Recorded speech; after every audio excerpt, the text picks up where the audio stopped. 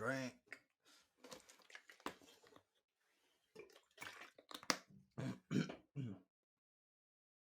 Dr. Suess is undoubtedly one of the most famous children's authors of all time, standing alongside the likes of Roald Dahl and Enid Blyton. However, in this video we will delve past the pages of his most known works and into the darker and unknown world of Suess they don't show you at Universal Studios.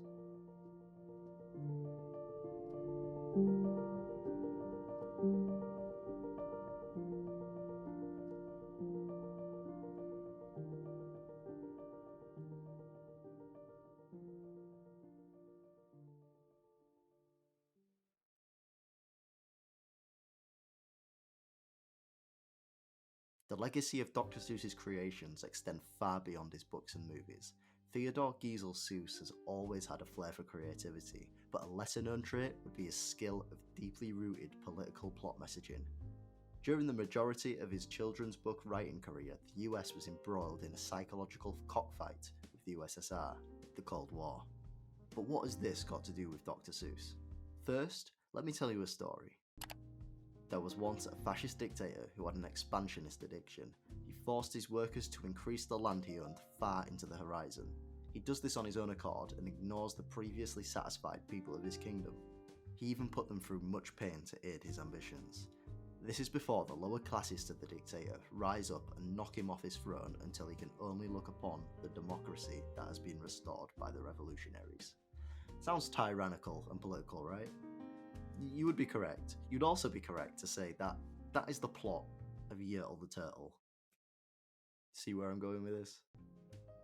Somehow, this isn't the most outright political themed book Seuss has released. No, that spot belongs to the completely unheard of book, The Butter Battle. This book was a huge bombshell to me. It is literally about the Berlin Wall. In the book, the similar yet differently named Ukes and Zooks live on either side of the wall. They hate each other so much based purely on beliefs about which side butter should be eaten on bread. The problem pursues as one patrol officer destroys the opposing patrol officer's weapon. Consequently, this leads to the neighbouring sides trying to one-up each other through a type of arms race. The ties between the Butter Battle and the West and East German tensions, as well as the USSR and NATO arms race, are indistinguishable. If you needed any more evidence that Seuss speaks his political mind very, very frequently, just Google Dr. Seuss cartoons. There are tons. With this knowledge, there is an argument that politics should be completely removed from any child's upbringing, yet with that becoming more and more impossible, I do not think it would hold much validity. Although nowadays, if Seuss was alive and released the Butter Battle to poking fun at another wall getting put up, it would most likely result in the majority of far-right Republicans challenging this book to the American Library Association. This could lead to certain states banning the book. This process is known as book censorship and happens every year, but it's not just the far-right banning books. Sometimes book censorship occurs in situations of racism and changed societal beliefs. For example, David Duke's books have been recently removed from Amazon and banned. Wake up! How many times is this man going to wake up? Come on, Ray, I'm serious. So, has any of Dr. Seuss's books been banned? Some have been stopped being published for displaying people in offensive ways, such as in If I Run a Zoo, where Asians are described as wearing their eyes at a slant. Yet this book hasn't been banned. Only one of his books has been banned previously, but what is it? Did it have hurtful messages aimed at minorities? Was it too political? Was it too explicit? It's actually none of them issues. In fact, it was banned because it hated on deforestation. That's right, they banned the Lorax, because it angered a lot of hillbillies. So, yeah, maybe minorities. The ban was in California, and the book was banned for a pretty stupid reason, and may have been a retaliation towards the environmentalists who were in a timber war with the Laytonville loggers, which for us British people is not an American football team. There's this whole story to do with a kid telling his dad, who owns a logging equipment company, that they can't cut down the trees, which led to other protests, but all this came before the situation that actually matters. Oh yeah, and to add to the absolute ridiculous circumstances of the banning, this order came in almost a generation after the book was released.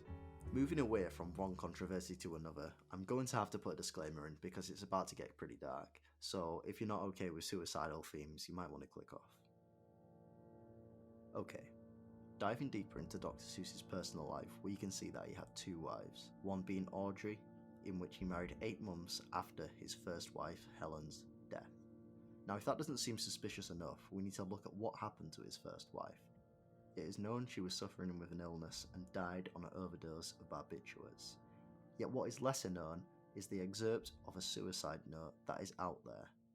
It reads, "Dear Ted, what has happened to us? I don't know. I feel myself in a spiral going down, down, down into a black hole from which there is no escape, no brightness, and loud in my ears from every side I hear, failure, failure, failure. I love you so much. I am too old and enmeshed in everything you do, and I cannot conceive a life without you. My going will leave quite a rumour, but you can say I was overworked and overwrought. Your reputation with your friends and fans will not be harmed. Sometimes think of the fun we had through the years." Whether you choose to believe that this was wrote by Helen is up to you, but what is true is after a 13-year illness, she sadly passed away, leaving a legacy of inspirational children's books behind. One of them books being Do You Know What I'm Doing Next Saturday? This book has previously been unethically taken out of context to show subtle suicide and abusive themes. This, however, is not true, as Snopes has proven through various examples of text without context for photos. For example, the "blow my head off" line shows a child blowing a brass instrument with context included. Unfortunately though, it is true that Suess's issues dig deeper. With Audrey divorcing her husband to marry Suess, they made the decision to send both of her children away to school because Ted wouldn't have been happy with them. Audrey herself admitted that she had not felt maternal either. From this we can see that his personal life was extremely contorted and juxtaposed the happy and ethical nature of the majority of his books. Seeing this new selfish nature of Suess may be hard to look past, especially when focusing on him as a person. However, in terms of the author's legacy, the Dr. Suess Foundation has given more than $300 million to charity and still offers educational programs to children all around America. Having a support system like this is an extremely Having a support system like this is an extremely philanthropic action. Therefore, perhaps looking at the legacy of his work he has left behind, you could make the point that it could be accounted for a positive thing. Dr. Suess Enterprises acknowledges that some of his imagery is hurtful, and by pulling the books surely expresses that they are inherently trying to do positive things. Taking these good intentions further, we can look at the teachings of the Lorax and we can see that cutting down the trees will not do the environment very good and will affect the ecosystem. It is a book that has stood the test of time and has one of the most effective quotes when put in context of slowing global warming down and pushing for change. Unless someone like you cares an awful lot, nothing's going to change. It's not. It's such a powerful statement that I feel perfectly encompasses this generation.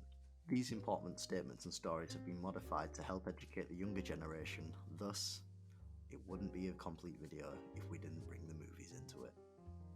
With classics like Jim Carrey's legendary Grinch, it is true that Suess's works hold a place in people's hearts globally. Having such strong releases such as The Lorax, it is clear to see why Audrey put an absolute ban in on any more of this. Dirty hoe! I'm sorry, baby, I love you. Come on, cat! Because at heart, the message of Dr. Suess's works is to make easy and interesting, thought-provoking content, which is exactly what we strive to do on this channel. I suppose to end the video off, it is truly up to you to decide your opinion on Dr. Suess. The man had a dark and a positive side to him. I've tried to be as neutral as possible, as well as suggesting some arguments for either side, so I'm passing the baton to you to share your thoughts in the comments below. If I were to add my opinion at the end, I would say that his legacy is much more beneficial than negative to children. I also feel he should be put back on the Read Across America Day list because the whole event happens on his birthday, so you've got to at least credit him for that. Suess had clear personal issues and old beliefs, but I feel that he has positive intentions with his work, especially later on. His works are a lot less problematic. He was a genius, but all geniuses have their problems. Thank you.